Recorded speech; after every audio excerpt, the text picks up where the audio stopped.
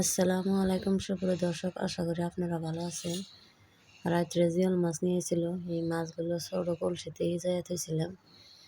সকাল হয়েছে, এখন মাছগুলো বাইর করে আইনে ভাবছি কোড়া বাছা কইরা সুন্দরভাবে সাফা কইরা ধুয়ে রান্দাবাড়ি করি দুপুরের জন্য।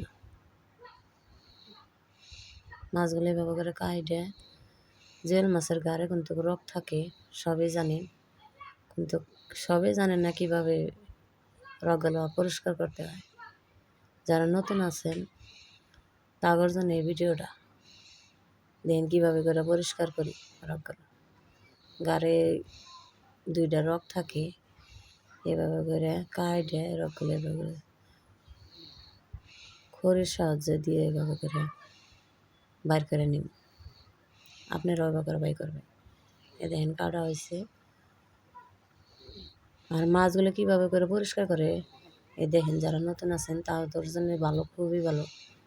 কারণ কাঁচা পিপা দিয়ে কীভাবে করে পরিষ্কার করে দেখেন, 2 মিনিটেই পরিষ্কার হবো। এ দেখেন কি লেত্রা মাছ, দেখেন এই কাঁচা পিপা দিয়ে কীভাবে করে পরিষ্কার করি। গ্রাইন্ডারে এভাবে করে পেস্ট করে আইনা মাছের মধ্যে দিয়ে এভাবে করে মাহাইয়া দেখেন কীভাবে করে ময়লাগুলো ভরায়।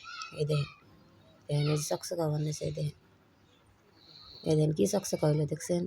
যারা নতুন আছেন তারা তো জানে না যে কীভাবে করে পরিষ্কার করে। এই দেখেন কী পরিষ্কার হয়েছে। রান্দার পালা। মরিচের ফাঁকি কম করে দিবেন, তার মানে জিওল মাছে অল্প মরিচের ফাঁকি কম করে দিলে ভালো লাগে।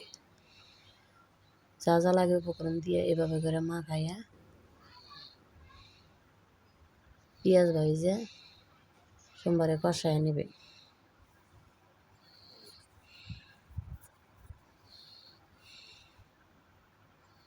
পেঁয়াজগুলো অল্প অল্প যখন লাল হবো তারপর মাছগুলো দিবেন। যারা নতুন তাদের জন্য কল ভিডিও। আপনারা ভাববেন যে আমরা তো না জানি কি ভিডিও দেয়। যারা নতুন তাদের জন্য এই ভিডিওটা। সবাই তো আর জানে না কীভাবে করে পরিষ্কার করে মাছ। সবাই তো জানে না কীভাবে করে গাড়ের রগগুলো ছাড়াতে হয়। তাগর জন্য এই ভিডিও। অফ ক্যামেরায় বানিয়ে দিয়েছিলাম, এই দেখেন লাইগা ধরছিল। দেখে এই যে আমার মাছ হয়ে গেছে। এই মাছগুলো এইভাবে করে মাখো মাখো জল রেখে গরম ভাতের সাথে খাইলে খুব ভালো লাগে। আমি এখন খামো। এই দেখেন খুবই মজা হয়েছে গোল। আপনারাও বাড়িতে এভাবে করে